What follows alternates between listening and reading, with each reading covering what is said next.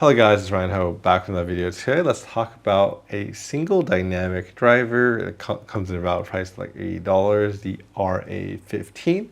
Now this is I guess not a new IEM for me because the first thing I thought about when I heard this is it sounds like its bigger brother that I just reviewed, which is the NM2 Plus. This is another driver another IEM from them that costs basically double the amount of money. And, so it's probably like $160.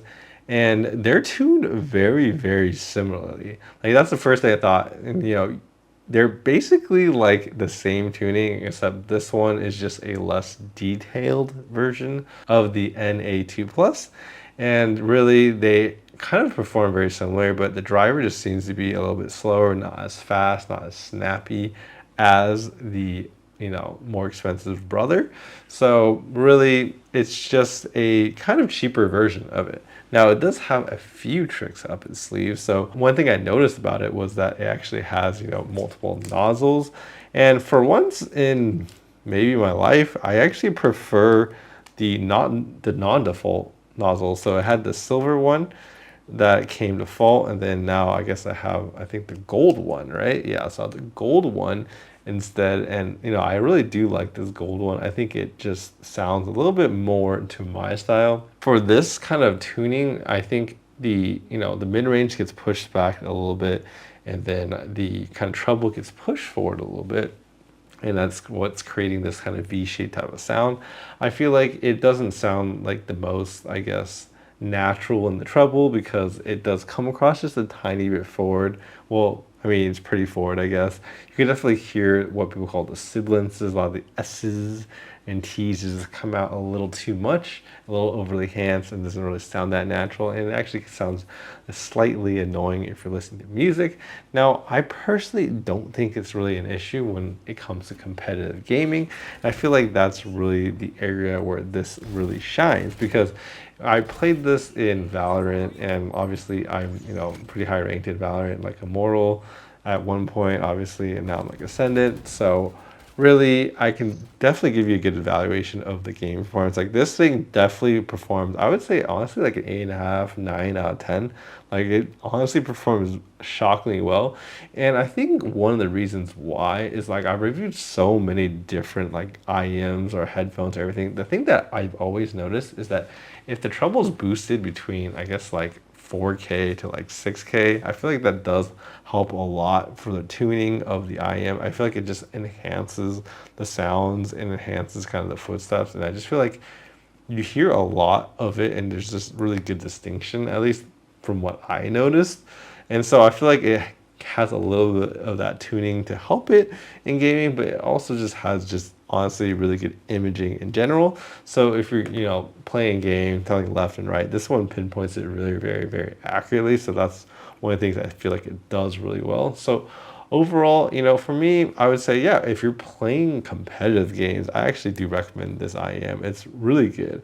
And I was trying to think about other things that in this price range, which would be the Moondrop Aria 2 as well. And an IEM like this is really good for music. I would probably pick this one for music over this one personally. But for imaging and like competitive games and being pinpoint precise, I would actually pick this one over the Moondrop Aria 2. So it just kind of shows you that there's different things on the market that are good for different things. Obviously, I think the RA2 are very similar in the sense of like the shell, but this is a completely metal shell, so you can say it's built more sturdy, and your paint is not going to fall off that a lot of the Moondrops will. So there's definitely the positive and the negatives for sure. And then of course this one comes with a balanced cable, while this one just comes with a typical cable. And if you care about bags, you get a bigger bag that's more, I guess, protected from the Moondrop, but this one gives you a small bag that can fit into your pocket in smaller spaces and won't take up as much space. So it really depends on you. But really, it comes down to, for competitive gaming and a single dynamic driver, I definitely recommend this one.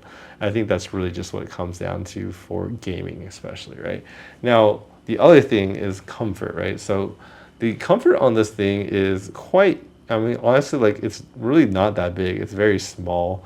like in your hand, you don't really feel it intrusive at all, and it has this nice kind of contour to kind of go into your ear, which gives it a lot better, I think, directionality. I feel like as I review more and more IEMs, the ones that kind of have this type of shape feel like they have good imaging. That's kind of the trend I'm seeing, at least from the stuff I've been reviewing, and this one kind of follows suit. So very small, very comfortable. You can wear it for a long time. The tips are also nice. They come with these nice round tips. I had no issues with it. I feel like the only thing about this design is maybe the nozzle is really short, so if you have a really big and long ear, maybe it won't fit as like close, like you can't plug it into your ears as much, maybe.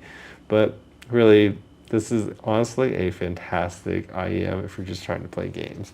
And then of course the cable is very lightweight and small. Some people like, you know, we have this balanced cable for Moondrop, but you know, even though it's balanced, it's just very heavy and very hefty. You definitely feel the weight on the ear, versus this one is very light, so you can use it for a long time. It won't really kind of drag down your ears.